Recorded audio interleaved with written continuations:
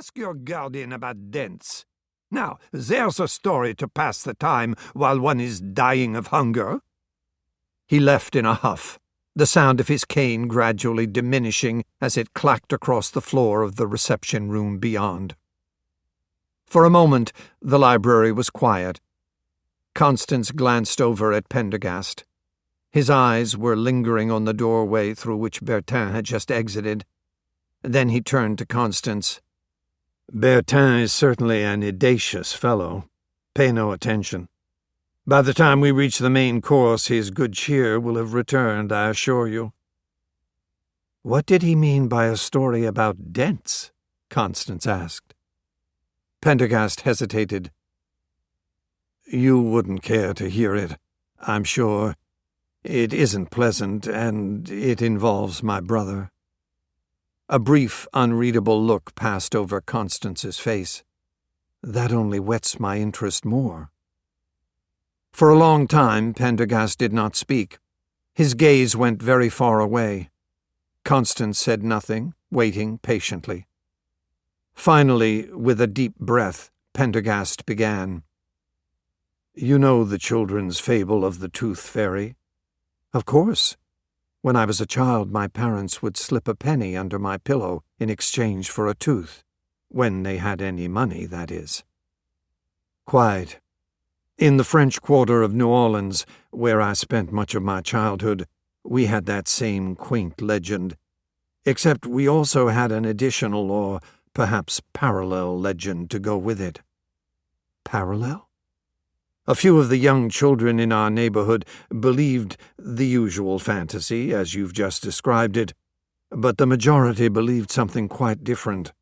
That the tooth fairy wasn't an ephemeral being who visited at night. No, the tooth fairy of the French Quarter lived nearby, just down the street from our house, in fact, and he was none other than a person we all called Old Dufour."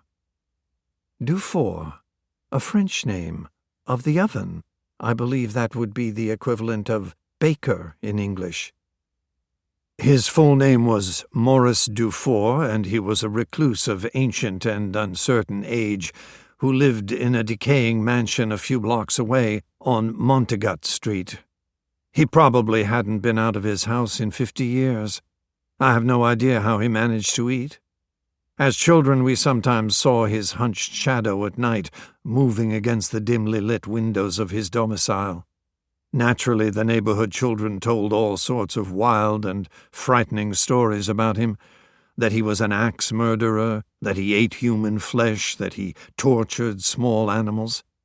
Sometimes the older neighborhood delinquents would go there at night and throw a rock or two through his windows before running away, but that was the extent of even their bravery. Nobody would have ever summoned the courage to say, 'Ring the doorbell.'" Pendergast paused. "It was one of those old mansions built in the Creole style, but with a mansard roof and oriel windows. It was a fright, with most of the windows broken, the roof slates loose, the porch about to fall off, and the front garden overgrown with dying palmettos."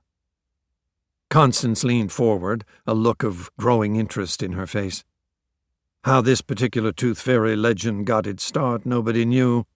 All I can tell you is that it had been in place as long as any of us children could remember. And since Dufour was a recluse and an object of terror, nobody could ask him what he might know about its origins or what he thought of such an absurd notion. You know how it is, Constance, that these legends can sometimes sprout up among children and take on a life of their own, passed down from one generation to the next. And this is especially true in a place like the French Quarter, which, despite being at the center of a large city, was still highly insular and provincial.